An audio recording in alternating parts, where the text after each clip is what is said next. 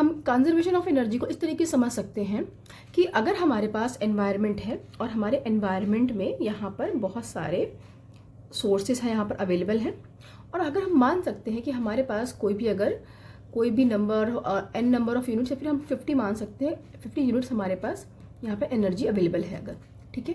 तो अगर हमने एनर्जी यूनिट्स यहाँ पर हम लोग किसी को 8 दे दी, यहाँ पर किसी को हम लोगों ने 10 दे दी, किसी को 2 दे दी, किसी को यहाँ पर 20 दे दी, और यहाँ पर हमने किसी को 5 या फिर 5 दे दी, ठीक है। तो अगर यहाँ पर हमने कोई भी एनर्जी सोर्स की दूसरे को अगर कुछ भी एनर्जी अगर देता है, ट्रांसफ़र करता है या फिर उसे रिसीव करता है, टोटल एनर्जी ऑफ जो यूनिट है वो हमारी यहाँ पर चेंज नहीं होती है। तो यही हमारा कंजर्वेशन ऑफ एनर्जी को प्रूव करता है। मतलब यहाँ पर हमारे एनवायरनमेंट में जितना भी एनर्जी है वो उतनी ही एनर्जी रहती है, वो चेंज नहीं होती है, वो अलग अलग सोर्सेज के पास रहती है और वो अलग अलग सोर्सेज से अलग फॉर्म में कन्वर्ट हो जाती है, बट ये कभी भी जो टोटल अमाउंट ऑफ एनर्जी हमारे एनवायरनमेंट में अवेलेबल है वो कभी भी चेंज नहीं होती है। यही हमारा कंजर्वेशन ऑफ एनर्जी लॉ बताता है, ठीक है। तो हम टोटल एनर्जी रिमेन्स अनचेंज, यहाँ पर यही हमारा कहलाता है law of conservation of energy, कि जितनी टोटल एनर्जी है वो अनचेंज होती है, ठीक है, वो चेंज नहीं होती है। टोटल अमाउंट ऑफ एनर्जी जो भी हमारे एनवायरनमेंट में अवेलेबल है वो कभी भी चेंज नहीं होती है। यही हमारा law of conservation of energy कहलाता है, ठीक है। According to this law energy can only be converted from one form to another, सिर्फ और सिर्फ कन्वर्ट किया सकती है एक फॉर्म दूसरे फॉर्म में, न इसको क्रिएट कर सकते हैं और न ही डिस्ट्रॉय किया सकते हैं, ठीक है। तो हम लोग बेसिकली यहाँ पर इसको ये समझ सकते हैं, इस कंजर्वेशन ऑफ एनर्जी के लॉ में तो टोटल अमाउंट ऑफ एनर्जी वो चेंज नहीं होती है। दूसरी चीज़ ये आती है कि हमारे पास जो है energy can only be converted from one source to other, ठीक, one form to other, and it can not be created और नॉट डिस्ट्रॉयड, ठीक है। ये दो चीज़ें हमें बहुत ध्यान देने वाली बात है। यहाँ पर ये डिस्ट्रॉय भी नहीं कर सकते, उसको क्रिएट भी नहीं कर सकते हैं, और हमारा टोटल अमाउंट ऑफ एनर्जी हमारी जो है वो अनचेंज रहती है, वो बिल्कुल सेम रहती, कभी भी चेंज नहीं होती, ठीक है।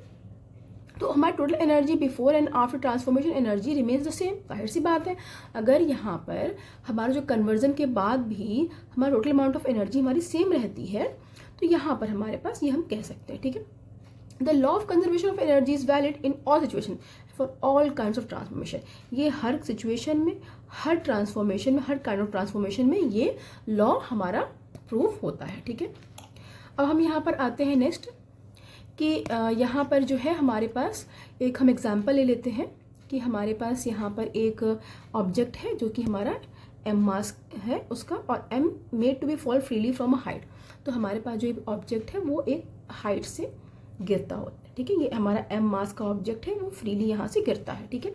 तो अगर हम यहाँ पे बात करें तो यहाँ पर अगर ये हाइट इसकी h है, ठीक है, तो अगर ये हाइट h है, h हाइट तक ये गिरता है, तो यहाँ पर हम ये कह सकते हैं कि इसमें गिर रहा है, तो कोई ना कोई यहाँ पे एनर्जी कन्वर्जन हो रहा है यहाँ पे, ठीक है। तो हम यहाँ पर कह सकते हैं कि यहाँ पर जो हमारे पास पोटेंशियल एनर्जी होगी mgh, ठीक है। यहाँ पर हमारे पास पोटेंशियल एनर्जी होगी जो कि हमारी होगी mgh, और इससे ही यहाँ पर गिरेगा, और इस कंडीशन में काइनेटिक एनर्जी जो होगी वो हमारी होगी 0, क्योंकि काइनेटिक एनर्जी में हमें मोशन ज़रूरी होता है। हमारे पास वेलोसिटी यहाँ पर हाफ mv² इसका फॉर्मूला होता है काइनेटिक एनर्जी का। अगर यहाँ पर वेलोसिटी अगर 0 हो गई, अगर वेलोसिटी 0 हो गई तो यहाँ पर हमारे पास काइनेटिक एनर्जी 0 हो जाती है, ठीक है। तो हम ये कह सकते हैं, ठीक है। तो यहाँ पर जो है हम लोगों ने देखा कि यहाँ पर हमारे पास ये mgh है, ठीक है। तो अगर हम इसे कह सकते हैं कि अगर mgh है और काइनेटिक एनर्जी हमारे पास यहाँ पर 0 है, इस पॉइंट की बात करें, अगर हम यहाँ पर इस पॉइंट की बात करें, ए पॉइंट की बात करें, यहाँ पर हमारे पास पोटेंशियल एनर्जी mgh और काइनेटिक एनर्जी हमारे पास यहाँ पर 0 है।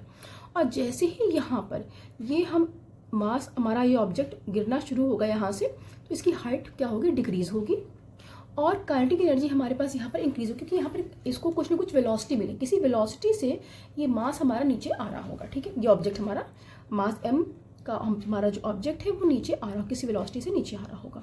तो अगर किसी वेलोसिटी से नीचे आ रहा है तो यहाँ पर हमारे पास काइनेटिक एनर्जी कुछ वैल्यू आ जाती है, ठीक है।